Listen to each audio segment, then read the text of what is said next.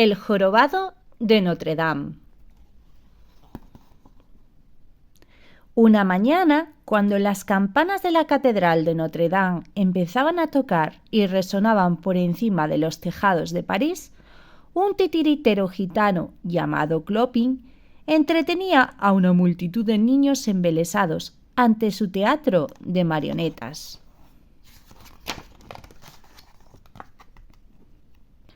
«Escuchad», dijo Clopin, «es bonito, ¿verdad? ¡Cuántas calidades de tono! ¡Cuántos cambios de humor! Porque, como sabéis, las campanas no suenan solas». «¿Ah, no?», preguntó la marioneta de Clopin, que la cual la tenía en la mano. «No», respondió Clopin señalando al campanario. «Callad y os contaré la historia. Una historia de un hombre y un monstruo». Los niños escuchaban atentamente mientras Clopin contaba la historia de una familia gitana que hacía unos 20 años había llegado a París, de noche, para no ser vistos. Cuando pasaban junto al muelle, fueron descubiertos por el malvado juez Claude Frollo y sus soldados. Frollo odiaba a los gitanos porque para él representaban todo lo peor.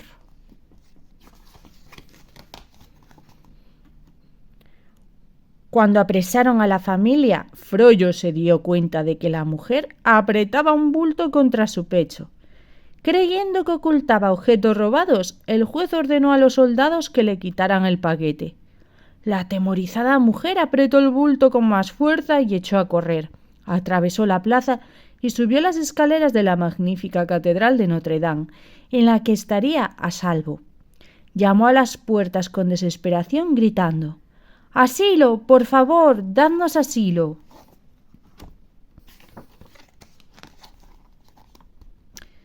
Frollo salió tras la mujer, montando en su caballo, y trató de arrebatarle el preciado paquete.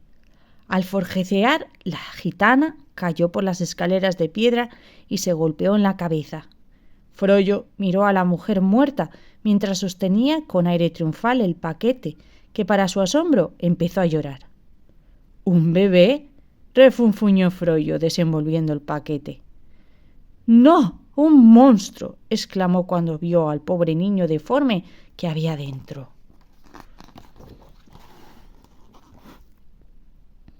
Frollo buscó en su lugar donde deshacerse del niño y pronto encontró un pozo.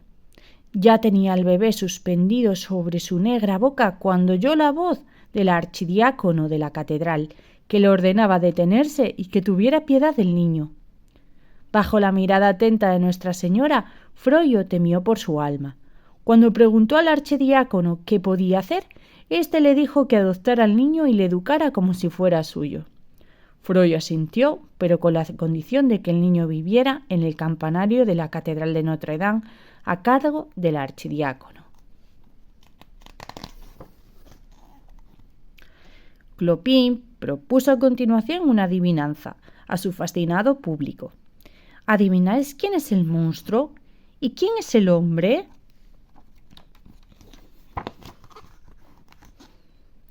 Allá arriba, en el campanario de la catedral, vivía una amable joven que no sabía nada de Clopin ni de la historia que éste contaba. El joven tampoco sabía nada del mundo que había abajo, salvo lo que observaba desde la torre. Se llamaba Quasimodo y había pasado sus 20 años de vida en Notre Dame, encargado de hacer sonar las magníficas campanas. Esta era la misión que le había encomendado su amo, el juez Frollo, y Quasimodo la aceptaba agradecido y sin hacer preguntas. Aunque Quasimodo vivía solo, tenía 3 compañeros leales: Hugo, Víctor y la Verme. Para cualquier otro no eran más que simples gárgolas de piedra, pero para aquel bueno de Quasimodo eran amigos que estaban vivos y que le hablaban. Aquel día estaban los 3 ansiosos de celebrar su rito anual, de contemplar el festival de los bufones con su compañero humano, como todos los años. Pero Quasimodo se limitó a pasar al interior del campanario y miró con tristeza la perfecta miniatura de la ciudad que había construido en su habitación. La Verne siguió a Quasimodo y le preguntó: ¿Nunca has pensado en ir al festival? Es en lo único que pienso, le contestó, pero no estaría bien. El maestro Frollo me ha dicho que no, porque no soy normal. Como amigos y guardianes tuyos, insistimos en que vayas al festival, proclamó Víctor. Las gárgolas insistieron tanto que Quasimodo accedió finalmente. Iré, dice confiado. Me lavaré, bajaré las escaleras y atravesaré esas puertas. Pero cuando Quasimodo confirmó a Frollo su deseo de ir al festival, éste le dijo: Recuérdalo, este es tu refugio, dijo el juez a su pupilo. El inocente Quasimodo, que confiaba en Frollo, se sintió agradecido. Es usted muy bueno conmigo, maestro, contestó. Lo siento. Abajo en la plaza una preciosa gitana llamada Esmeralda tocaba la pandereta mientras Jalí, su revoltosa cabra, bailaba el son de la música. Al pasar, la gente echaba monedas en el sombrero que había colocado en el suelo. Entre la multitud estaba el apuesto Febo, el nuevo capitán de la guardia de Frollo, recién llegado a la ciudad. Miró a Esmeralda y por un momento sus miradas se encontraron. Pero otro gitano silbó, indicando a Esmeralda que había problemas. Esmeralda corrió a recoger el dinero. ¿De dónde has sacado eso?, preguntó uno de los soldados. Lo he ganado, contestó Esmeralda rotunda. Los gitanos no ganan dinero, acusó otro soldado. Lo roban. Esmeralda forcejeó para soltarse y con la ayuda de Jalí, que embestió directamente al estómago de uno de los soldados, consiguió escapar.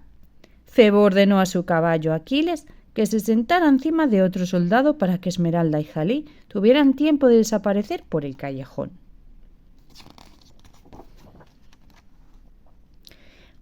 Poco tiempo después, Febo se presentaba ante Claude Frollo en el Palacio de Justicia. Así que este es el intrépido capitán Febo, que regresa de la guerra, dijo Frollo. Solo espero lo mejor de un héroe de su talla. Y lo tendrá, señor, se lo garantizo, le aseguró Febo. Pero mientras avanzaban por un pasillo oscuro, el capitán oyó cómo azotaban a alguien y empezó a preguntarse qué entendería por justicia el juez Frollo. Mire, capitán, gitanos, dijo Frollo, en tono severo, señalando por la ventana a la multitud que rodeaba a Esmeralda mientras ésta bailaba. Las costumbres paganas de los gitanos despiertan los instintos más bajos del pueblo y debemos detenerles. Creo que tienen un escondite dentro de los muros de esta ciudad. Lo llaman la Corte de los Milagros. ¿Y qué haremos, señor?, preguntó Febo. Como respuesta, Frollo cogió una piedra y aplastó un hormiguero escondido debajo de la barandilla. Vamos, dijo a Febo, debemos asistir a la fiesta de los campesinos. Será muy educativo para usted. Quasimodo se disfrazó con un manto previsto de capucha y se descolgó por un lado de la catedral. El desfile del Día de Todo al Revés estaba en pleno apogeo. Los músicos tocaban, los campesinos bailaban. Quasimodo se disfrazó como un manto provisto de capucha y se descolgó por un lado de la catedral. El desfile del Día de Todo al Revés estaba lleno de apogeo. Los músicos tocaban, los campesinos bailaban y los niños adultos corrían por la plaza. Quasimodo no pudo evitar ser arrastrado por la gente. Mientras buscaba un sitio donde esconderse, perdió el equilibrio y cayó en el camerino de Esmeralda. «¿No te has hecho daño, verdad?», preguntó la preciosa gitana.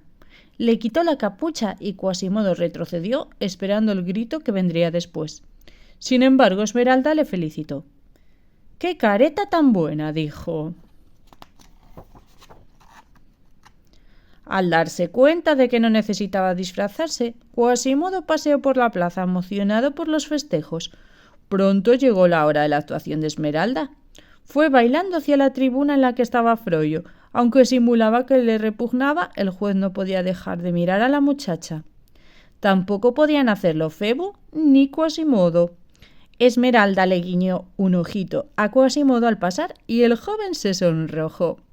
Cuando terminó de bailar, Clopin volvió a aparecer en el escenario para anunciar la coronación del rey del Festival de los Bufones. A medida que la gente subía al estrado con caretas grotescas, Esmeralda vio a Quasimodo y le subió al escenario. Esmeralda pasó revista a los aspirantes y rey de los bufones, quitándoles la careta, pero cuando llegó Quasimodo se dio cuenta de que no llevaba careta. Todos gritaron asombrados y Clopin dijo: «Queríamos ver la cara más fea de todo París. ¡Aquí está!». Clopin tranquilizó a la gente asustada y pronto empezaron a pasear a Quasimodo por las calles como el rey de los bufones más feo de la historia. Pronto empezaron todos a tirarle frutas y a burlarse de él.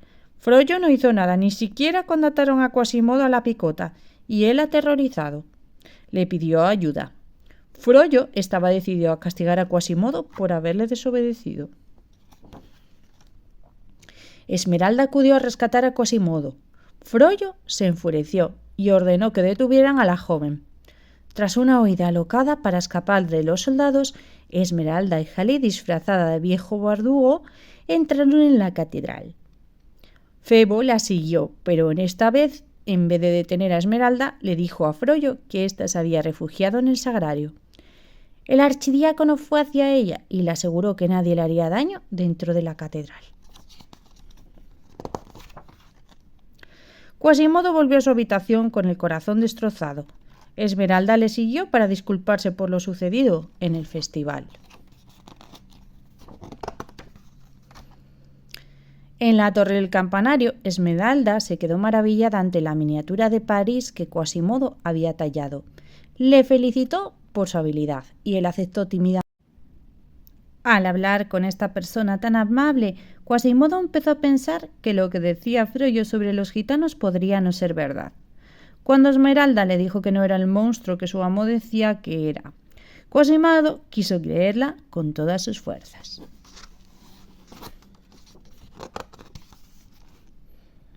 Quasimodo enseñó a Esmeralda un modo sorprendente de salir de la catedral sin que nadie les viera. Cogió a la joven y a la cabra y ágilmente les bajó de la torre, descolgándose rápidamente por la fachada de la catedral. Al llegar abajo, Esmeralda le dio un beso y un collar tejido. «Te ayudaré a encontrar la corte de los milagros», le dijo. Después echó a correr. Cuando Quasimodo regresó al campanario, Febo buscaba a Esmeralda. Le pidió que le dijera que no querría hacerle ningún daño. Después de Quasimodo echar a Febo, las gárgolas le felicitaron. Ellas creían que Esmeralda estaba enamorada de Quasimodo, aunque Quasimodo les decía que se equivocaban. Esperaba de todo corazón que fuera verdad. Cuando Frollo se enteró de que Esmeralda había escapado de Notre Dame, mandó a sus soldados buscarla por todo París. Incluso prendió fuego a la casa de un molinero, convencido de que la familia había acogido a gitanos. Febo comprendió entonces lo malvado que era Frollo. El valiente capitán entró en el molino en llamas y rescató a la familia. Frollo le condenó a muerte inmediatamente, pero Febo consiguió escapar. Al huir, Febo fue alcanzado por una flecha y cayó al río. Frollo le dio por muerto, pero Esmeralda le rescató y le llevó a Notre Dame. Al principio, Quasimodo creyó que su visita significaba que sentía un especial cariño por él, pero luego se dio cuenta de que solo había acudido a él como amiga para pedirle que escondiera a Febo. Cuando Quasimodo oyó cómo Esmeralda hablaba de Febo, comprendió claramente lo mucho que ella quería al capitán y se le partió el corazón. Inesperadamente llegó el carruaje de Frollo. Esmeralda le pidió a Quasimodo: «Prométeme que no dejarás que le pase nada». Frollo fue a la habitación de Quasimodo y se sentó a la mesa bajo la que estaba escondido Febo. Frollo notó que Quasimodo se comportaba de forma extraña y empezó a sospechar. «Creo que estás ocultando algo», dijo Frollo. Quasimodo dudó, pero recordó la promesa que le había hecho Esmeralda. «Oh, no, amo», protestó. Frollo se fijó en la estatuilla de Esmeralda que Quasimodo había añadido a su ciudad de juguete. «Ya no te atormentará más», dijo el juez quemando la figura y volviéndose para marcharse. «Sé dónde está su escondite y mañana al amanecer atacaré con 1000 hombres». En cuanto Frollo se fue, Febo pidió a Quasimodo que le ayudase a encontrar a Esmeralda, pero él, dolido y confuso, temeroso de volver a desobedecer a Frollo, se negó a acompañarle. Finalmente, pensando en su amistad con Esmeralda, Quasimodo decidió ayudar a Febo a buscar a la gitana y salvarla de los hombres de Frollo. Observados por Frollo, Quasimodo emprendió la marcha con Febo. Quasimodo enseñó a Febo el amuleto y le explicó que era un plano de París. Siguieron el plano hasta el cementerio y Quasimodo encontró una escalera oculta bajo las tumbas y ambos bajaron por túneles oscuros. Había calaveras apiladas contra las paredes y esqueletos en tumbas abiertas a su alrededor. Silenciosamente los esqueletos, que eran gitanos disfrazados, se levantaron y empezaron a seguirles.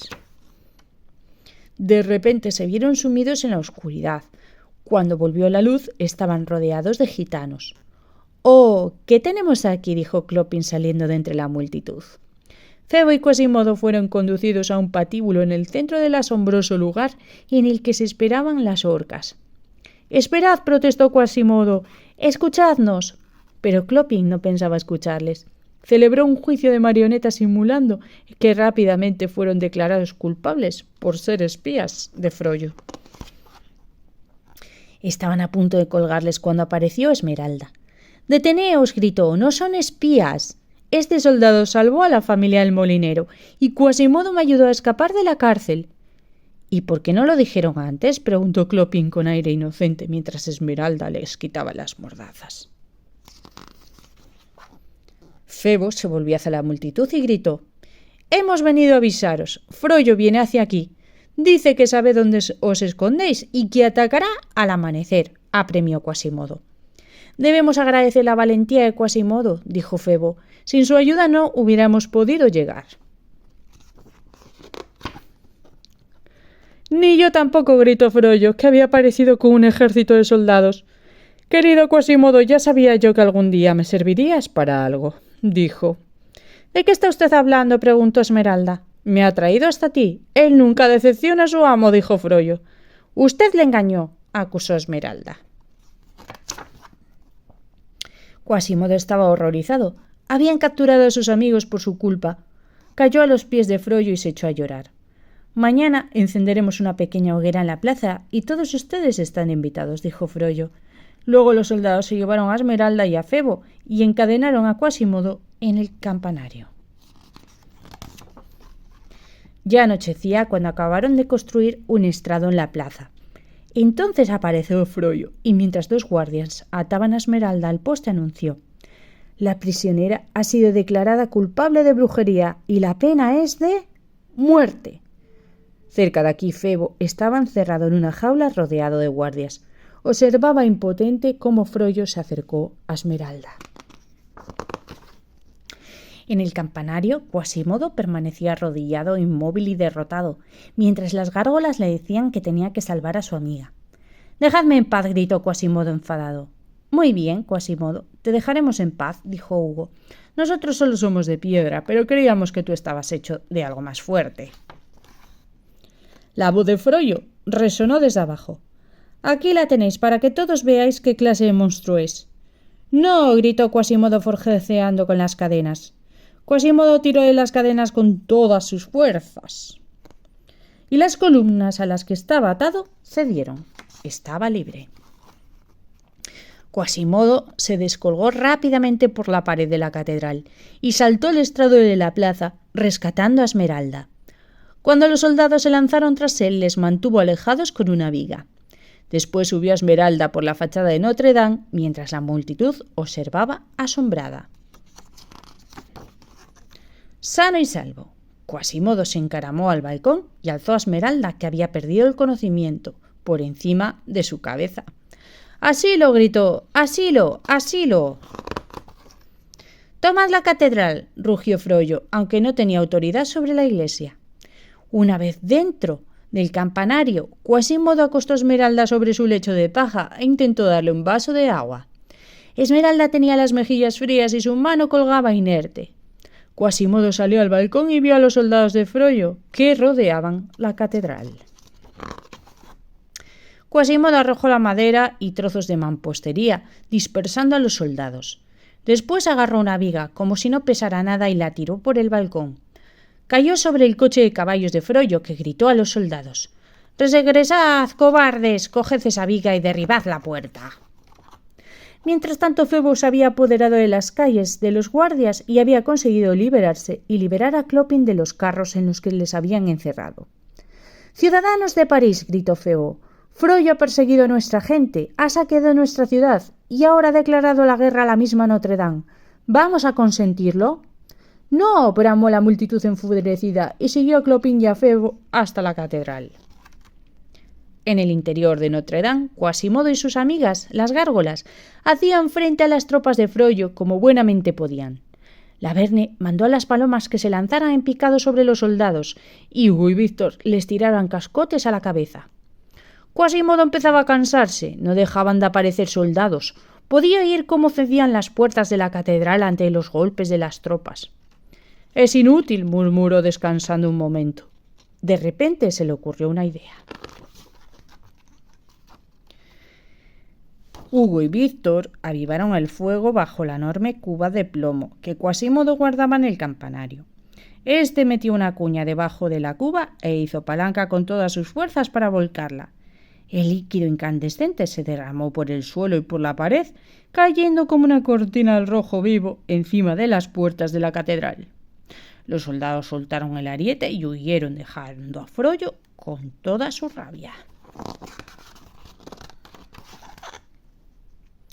Frollo esquivó la cascada de plomo y logró abrir las puertas de la catedral con su espada. Quasimodo gritó: «¡Lo hemos conseguido, Esmeralda! ¡Despierta!». Pero sus gritos de alegría no tuvieron respuesta, porque Esmeralda seguía inmóvil. Frollo apareció en el umbral del campanario y vio a Quasimodo, que lloraba al lado del cuerpo inerte de Esmeralda. Cuando Quasimodo se arrodilló, Frollo alzó una daga sobre la cabeza del joven, pero Quasimodo vio la sombra de Frollo en la pared a tiempo y derribó a su atacante. Mientras contemplaba al amo que tan mal le había tratado, Quasimodo comprendió la verdad. «Durante toda mi vida me dijiste que el mundo era un lugar oscuro y cruel», dijo Quasimodo. «Ahora comprendo que lo único oscuro y cruel que había en él eras tú». En este momento, una voz suave le llamó: «Quasimodo». Era Esmeralda. Quasimodo corrió a su lado y la cogió en brazos, mientras Frollo le seguía hasta el balcón de la espada. Frollo hirió a Quasimodo mientras intentaba sujetar a Esmeralda por un brazo y agarrarse a la gárgola por el otro. «Ha sido una china en mi zapato durante demasiado tiempo, Quasimodo», dijo Frollo, «y ahora voy a hacer lo que había de haber hecho hace 20 años». Después de un forcejeo, ambos cayeron del balcón. Esmeralda agarró a Quasimodo y Frollo consiguió agarrarse a otra gárgola. Pero ahora Esmeralda estaba a su alcance y Frollo alzó la espada. En ese preciso instante la gárgola que le sostenía se desprendió y Frollo cayó a plomo a la plaza. Esmeralda ya no podía seguir sujetando a Quasimodo. La mano se le soltó y él también comenzó a caer. Rápidamente Febo se asomó y cogió a su noble amigo. Al amanecer, todos los habitantes de París, incluidos los gitanos, trabajaron hombro con hombro para borrar las huellas de la maldad de Frollo.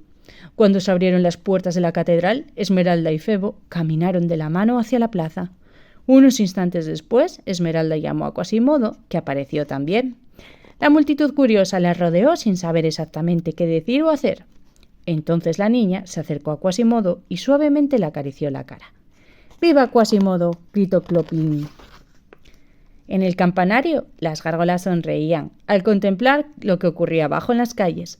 «¡Hip, hip!», ¡Hurra! Gritaba la gente jubilosa llevando a Quasimodo a hombros por la plaza. ¡Id! ¡Hurra! Gritaron las gárgolas para aclamar al héroe de su ciudad. Y colorín colorado, este cuento se ha acabado.